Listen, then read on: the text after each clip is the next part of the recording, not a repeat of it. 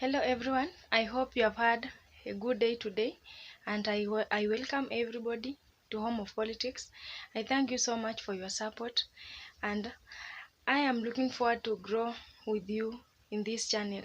Thank you so much for those who are sharing my videos, those who are commenting, returning viewers, new subscribers, and all of you in this family feel so much appreciated.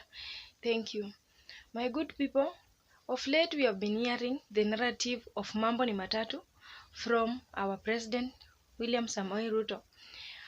He used this narrative of Mambo ni Matatu to deal with corruption. But as the days are moving, every time we are feeling that the issue of Mambo ni Matatu is just a scam and is not working.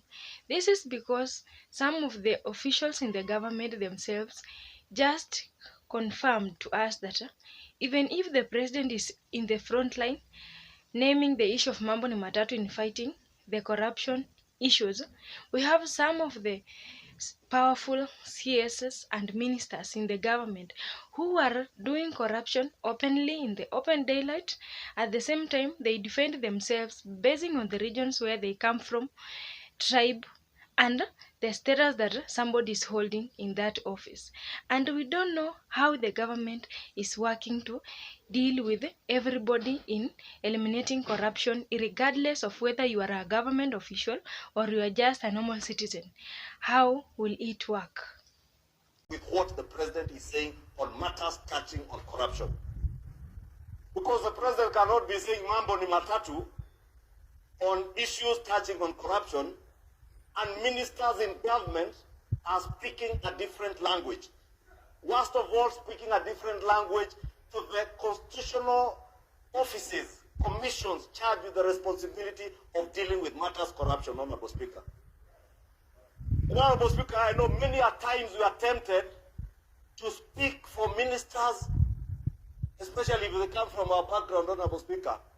And I have said, not more than once, from where I stand in this House, on matters advancing government policy in the House, as leader of majority, I will do all that I can to advance government policy on behalf of even cabinet secretaries. But on matters touching on accountability in government, matters touching on transparency in how you conduct yourself while in office, as a minister, as a state officer, Honorable Speaker, there shall be no compromise. And I shall never stand here to defend any cabinet secretary, any, whether you are from my community, whether you are my brother or my sister. Before the last election, when we gave you work to work as a cabinet secretary, you must work for the people of Kenya. Don't work for the people from your backyard. Don't work to protect officers because they come from your backyard. Work for services to be delivered to the people of Kenya who have put you in that office. Therefore, Honorable Speaker, I needed to say that, Honorable Speaker. Ladies and gentlemen, there are CSs and ministers who have been involved in serious corruption cases. They have made away with so many billions of money, and cases are being prosecuted, but at the end of it, he or she is being charged to only pay a bail of some few percentage or some few fraction of that money that he or she stole due to corruption. And it is the order of the day, because right now we see some of the vibrant leaders in UDA, like Kimani Ichung'wah, has no trust again in the issue of fighting corruption. This is because he feels as much as himself on his side, or the president himself is wishing a good thing to Kenyans, these officials themselves are the people who are dragging the nation behind in fighting of corruption.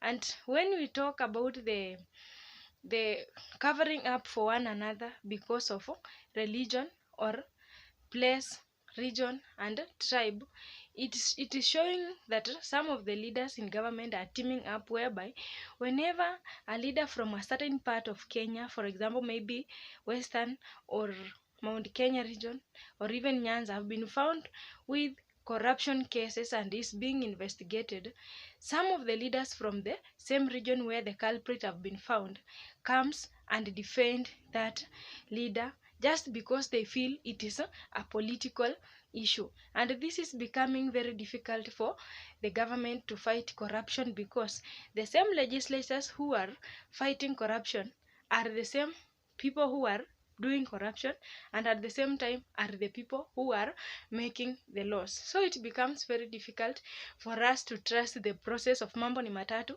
in fighting these corruption cases, now that these are the same CSs, same ministers, same officials who are in the offices covering up their mistakes, at the same time pretending to be fighting corruption. And we see it is just a narrative, but in a real sense it is not applying to everyone, it is not cutting across everyone.